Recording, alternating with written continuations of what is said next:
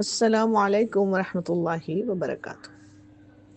اعوذ باللہ من الشیطان الرجیم، بسم اللہ الرحمن الرحیم، الحمد للہ وکفا وسلام علی عبادہ الذین اصطفیٰ۔ شیعان حیدر کرار کی خدمت میں عید بعثت کی مبارکباد پیش کرتی ہوں۔ حمد و ثنا ہے پروردگار عالم کے لیے جس نے ہم سب کو رجب المرجب کا رحمت، برکت اور مغفرت والا مہینہ نصیب فرمایا۔ 27 رجب کی شب بہت بابرکت رات ہے، شب بعثت رسول ہے۔ امام جواد علیہ السلام ارشاد فرماتے ہیں کہ یہ رات ان سب چیزوں سے بہتر ہے جن پر سورج چمکتا ہے۔ جو شخص آدھی رات سے پہلے اٹھ کر 12 رکعت نماز ادا کرے، جس کی تفصیل مفاتیح الجناح میں ہے، تو اس کو 60 سال کی عبادت کا ثواب ملے گا۔ دوسرا عمل اس رات کا غسل کرنا ہے جو مستحب ہے، اور تیسرا عمل زیارت امیر المومنین علیہ السلام پڑھنا ہے۔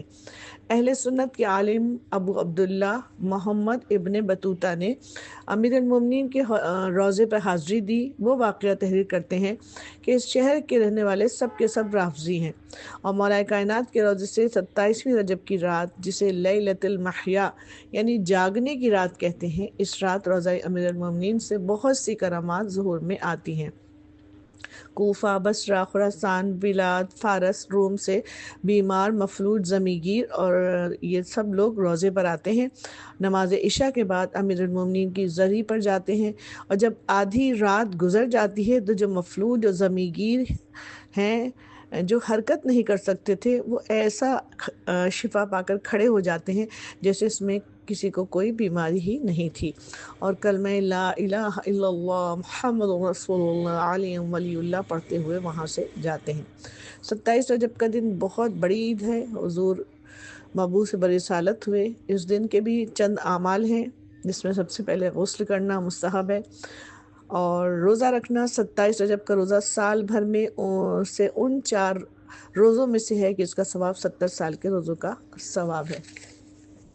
کثرت سے درود پڑھنا، رسول اللہ اور امیر المومنین کی زیارت کرنا، اس دن کی خاص دعا پڑھنا، اور 12 رکعت نماز پڑھنا، جس کی تفصیل مفاتیح الجناح میں دیکھی جا سکتی ہے۔ بعثت رسول کے بارے میں عرض کرنا ہے کہ 27 رجب کا دن عید و مسرت کا دن ہے، جس دن ہمارے رسول مبعوث برسالت ہوئے۔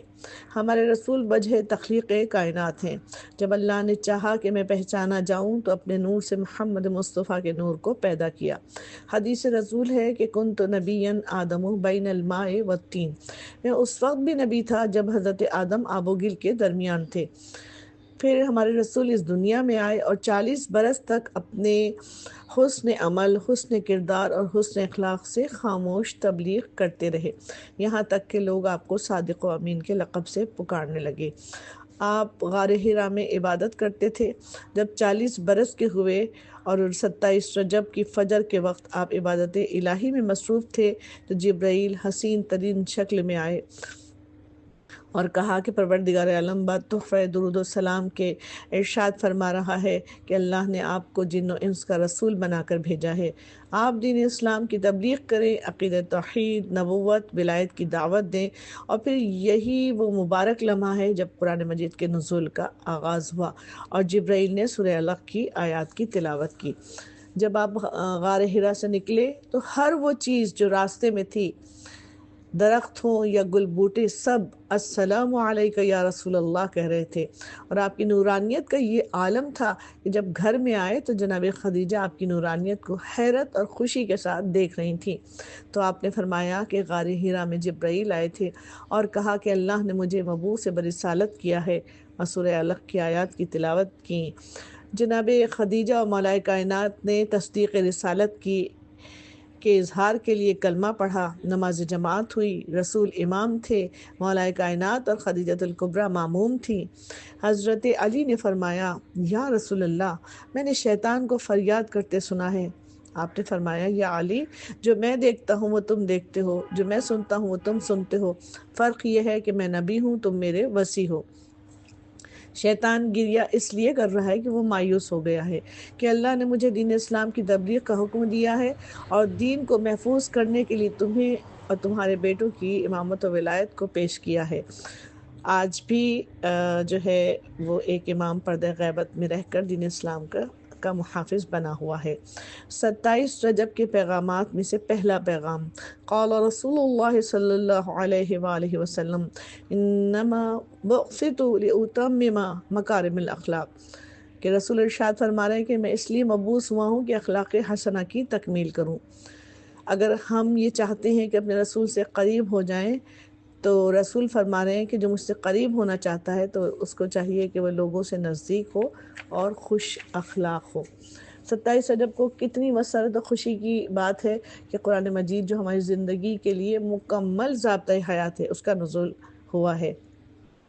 اور سورہ علق کی آیات، اقرأ بسم ربک الذی خلق خلق الانسان من علق اقرأ وربک الاکرم الذی علم بالقلم، یعنی اللہ کے نام لے کر پڑھو جس نے پیدا کیا، اس نے جمے ہوئے خون سے پیدا کیا، پڑھو تمہارا پروردگار بہت کریم ہے جس نے قلم کے ذریعے تعلیم دی۔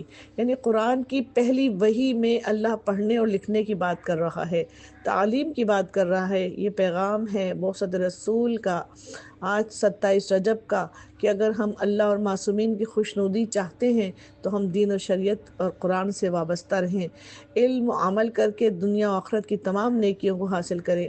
27 رجب کے اعمال کر کے عمل اور غور و فکر کریں اور دعا کریں کہ اللہ ہمیں قرآن اور معصومین کے پیغامات کو سمجھنے عمل کرنے کی توفیق عطا فرمائے، آمین یا رب العالمین۔